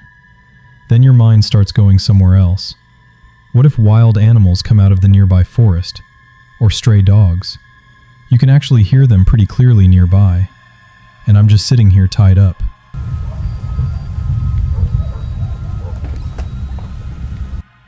I try not to think about it. Honestly, at that point, ghosts would be the better option. Soon, the fear shifts from imagination to something more physical.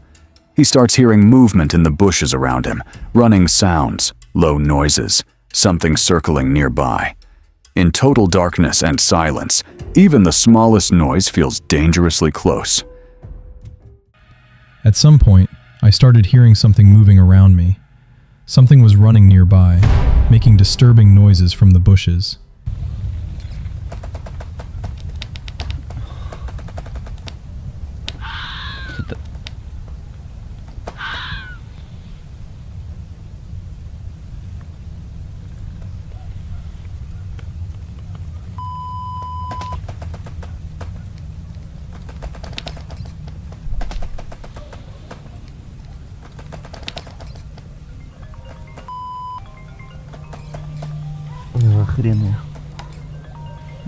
The most terrifying moment comes when his main light suddenly dies.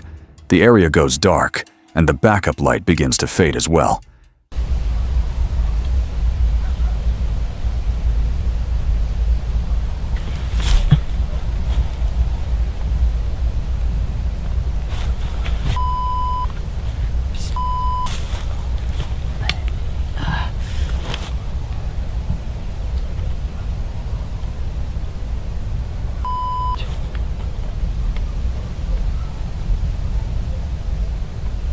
Что с фонарем? Now he's left completely helpless, tied to a chair, surrounded by graves, and slowly swallowed by darkness with no way to escape. This video comes from a stealth camping channel where the creator mixes casual overnight stays in unusual locations with bits of local folklore and real-time observations, without heavily dramatizing anything. In this episode, he decides to camp overnight in the car park of a Morrison's, openly acknowledging that it sounds like a boring spot at first. However, he quickly points out that this particular location has a reputation for late-night activity, including boy racers and police presence, which already makes it feel slightly more unpredictable. Early on, there are a few small details that add to the atmosphere. Strange mechanical noise that briefly confuses him, a gritter passing through, and a single oddly parked car sitting alone in the distance, raising questions about who might still be around. What the hell is this? What is that? Oh, it's a gritter.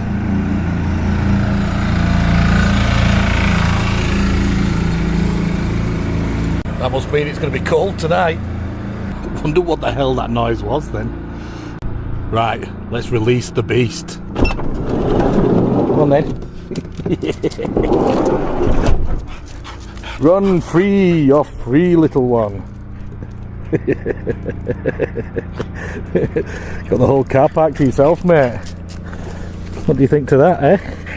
Once inside the van, the focus shifts to getting through the cold night. He sets up a small heater and talks through his gear in a very relaxed, everyday way. Most of this section feels normal and grounded, but the emptiness of the car park and the idea of someone approaching, especially with him parked near a clothes recycling point, adds a subtle layer of discomfort in the background. Later, the video transitions into one of the more interesting parts: local folklore. He introduces a story about Leathery Old Coit, a headless horseman said to ride through nearby streets at midnight, with headless horses and violent gusts of wind. The story includes reported sightings from witnesses, including a couple and 2 children, which gives it a slightly more grounded feel, despite how bizarre it sounds. Today, if you don't know, this is Weird Calderdale. The book's called Strange and Horrible Local History by Paul Weatherhead. Shall we tell a ghost story? Eh? What do you think? This one is called Leathery Old Coit. Coit means coat in Yorkshire dialect.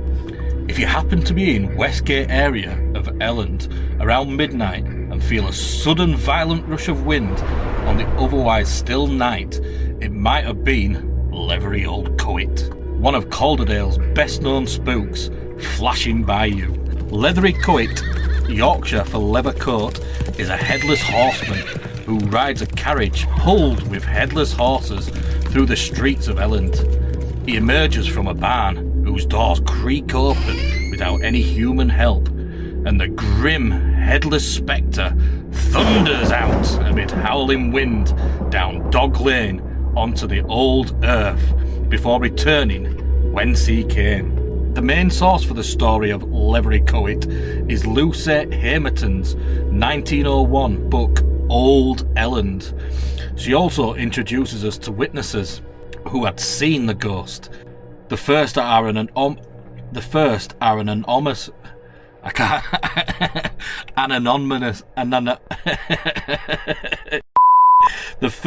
are an anonymous husband and wife returning from visiting a sick relative. They felt the ominous rush of wind before Leathery Old Coit himself and his ghastly horses flew by, to the couple's utter horror. The second witnesses are 2 of Lucy Hamerton's uncles. Once, when they were children, they were playing outside in North Arham when they suddenly dashed into the house, claiming they had seen a carriage flash by, pulled by headless horses and driven by old Leathery Coit. The contrast between the quiet, modern setting and the violent imagery of the folklore stands out. While nothing unusual is actually captured during the camp itself, the idea of something rushing past unseen adds a lingering tension to the otherwise calm environment. For the rest of the night, things remain mostly uneventful. He continues talking casually, joking about his dog, and sharing random personal stories, which keeps the video grounded in reality rather than pushing into horror. Still, the isolation and the setting never fully lose that slightly uneasy feeling. By the end, he wakes up during the night and decides to leave early instead of continuing the camp.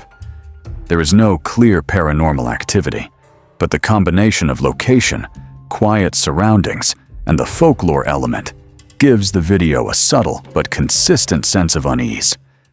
This video comes from a creator who mixes Randonautica-style exploration with a recurring demon ceramic cat named Karen, which she believes guides her to different locations and strange outcomes. In this episode, she arrives at Green Mountain Cemetery for a Halloween-themed Randonautica session, already noticing how quickly it's getting dark and how isolated the place feels. Almost immediately, things feel off, with distant sounds that resemble a child's voice and an overall sense that she is not fully alone in the area. This is cool that we started right by this. I like that on the back of this beautiful gravestone. Okay, so I need to hold you because you are going to tell me kind of where to go first. Aren't her eyes just like the creepiest? Just like look into her eyes. I don't like being this close to you, Karen, but as long as I don't offend you, we're okay. I don't know if you can hear like a voice. It's like a child's voice. I don't know. I'm just at unease in this cemetery. I'm especially just by myself at this time of day. It's a little bit weird. I mean, it is beautiful, but not cool. So, anyway, where are we going? What makes the experience unsettling is how the guidance seems to come through notes connected to Karen. One tells her to climb the hill, leading her into a darker, more remote part of the cemetery as the light fades fast. The higher she goes, the more uneasy the environment becomes. Uneven terrain, strange rock placements, and a growing feeling of isolation. Of course, here we freaking go. Okay. Karen. I'm just gonna sit here for a minute because, okay, here we go. Okay, let's see. Okay, really wound this one up tight, Karen. Gotta use my knees. Okay, wow, this is a lot of writing, actually. You're driving as shit. No driving today. Climb the hill. Really, Karen? Really? Here we go. Okay, here we go. It's getting darker, and I feel like you were like heavier or something. I'm actually kind of nervous, not about ghosts per se, because ghosts are just cool people that don't have the burden of having a freaking body anymore, but I am kind of worried about like bears and mountain lions, because there's a lot of those that tend to come down from the foothills. Like, look at this. Whoa, this is creepy. Oh my god, what the fuck? Okay, these are like real burrows or something, but like what?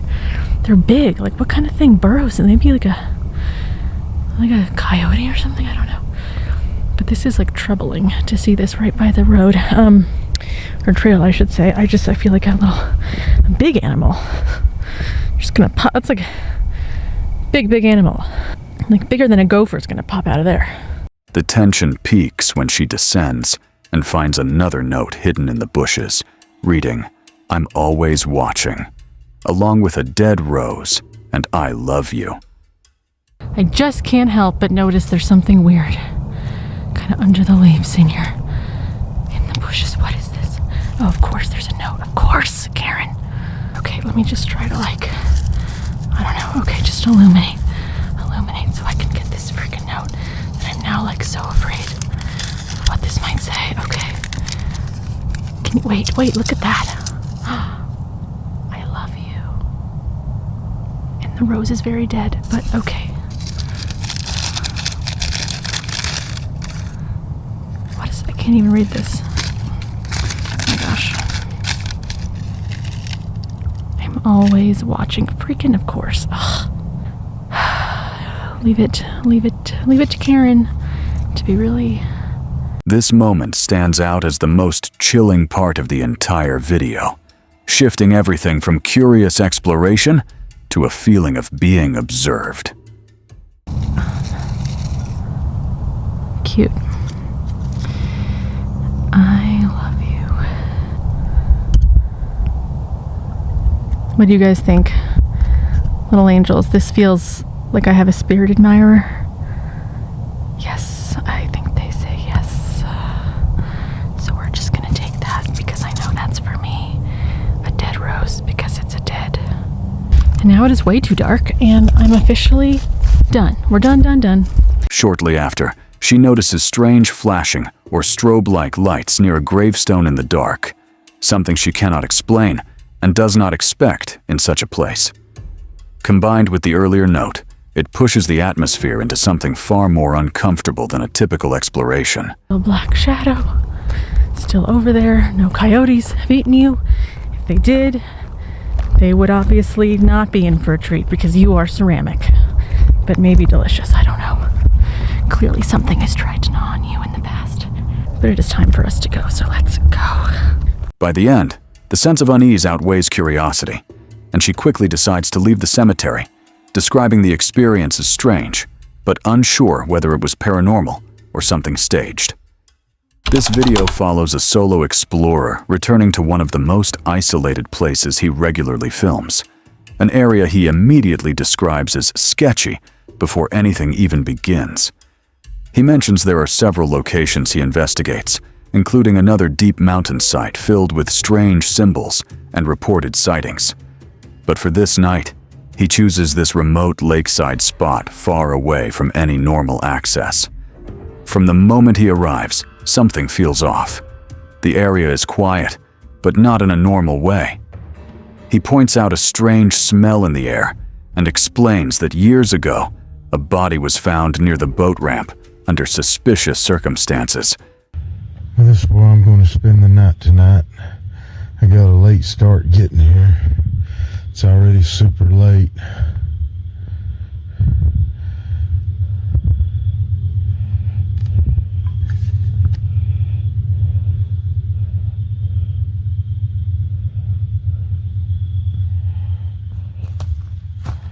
I like old driftwood.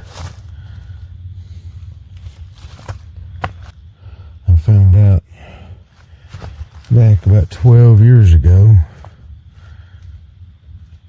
there was a body somewhere right up in here, they said, to the right of this boat ramp.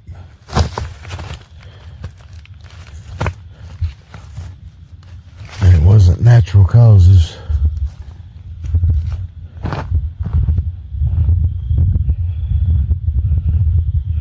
As he moves deeper into the area, he recalls a previous encounter on the same trail, hearing footsteps moving through the leaves all around him, followed by a man's voice that didn't seem to come from any clear direction. Even now, he still cannot explain what that was. Not long after, the same pattern begins again. He starts hearing movement, subtle at first, then more distinct. At one point, he suddenly reacts, convinced he just heard someone nearby. The sound is clear enough that he says he heard it clear as day, yet there is no flashlight, no visible person, nothing to confirm anyone is actually there. Through several counties, it stays at the mountain. This is where I heard some right there. I don't see no eye shine though.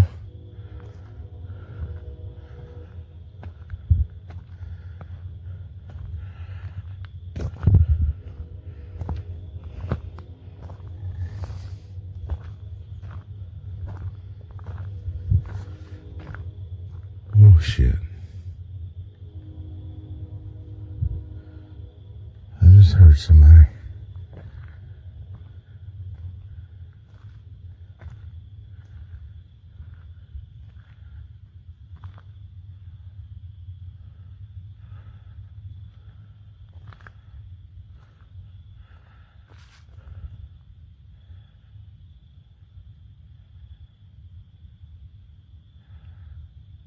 I know I heard somebody right up there. Heard them clear as day.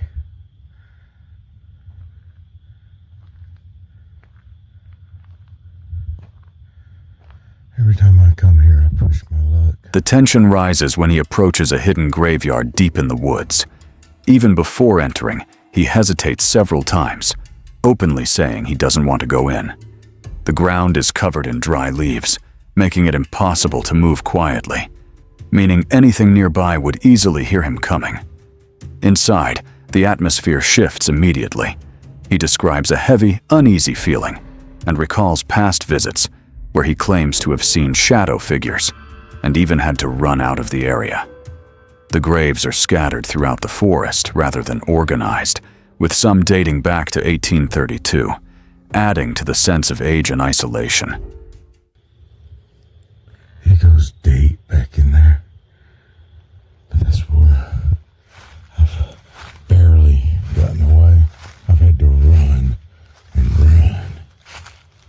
I'm wearing my work boots tonight. I can't run. Look at this.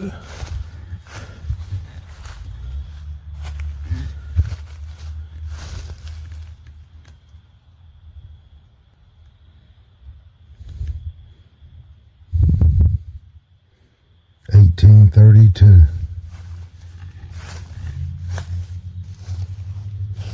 Didn't we see one at the other graveyard?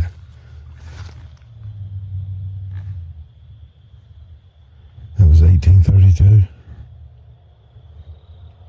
I'm hearing leaves.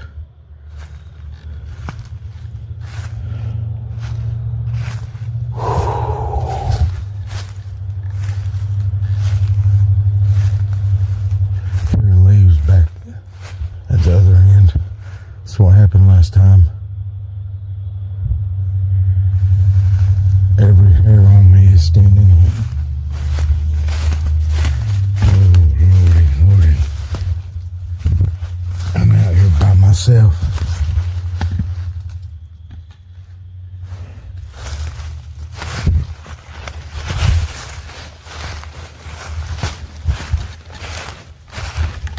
And you can't get out of here fast at all.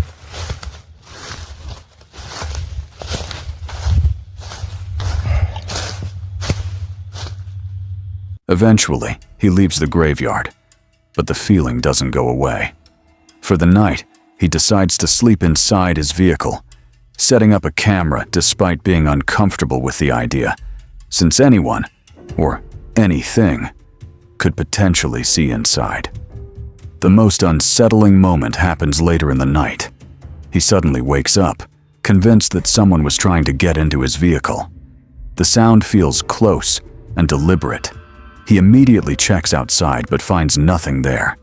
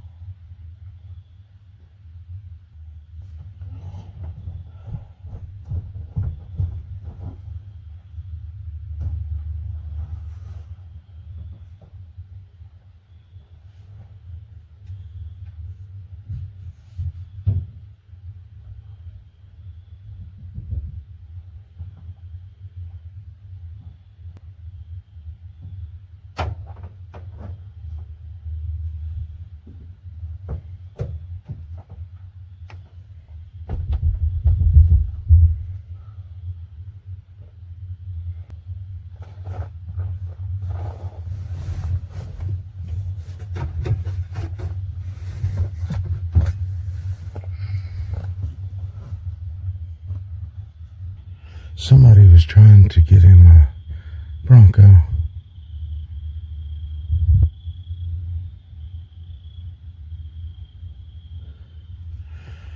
I've already walked around. I had to put my phone on my stick with a light so y'all could see. Even after searching, the feeling doesn't go away. He explains that with the light inside the vehicle, visibility outside is limited, making it impossible to see what might be just beyond the glass. Although he later considers whether the noise could be related to damage from hitting a deer earlier that night, he never fully explains what woke him up so suddenly. By the end, nothing is clearly captured on camera, but the repeated footsteps, the feeling of being watched, the activity around the graveyard, and the late-night disturbance at his vehicle leave the entire experience unresolved and deeply unsettling.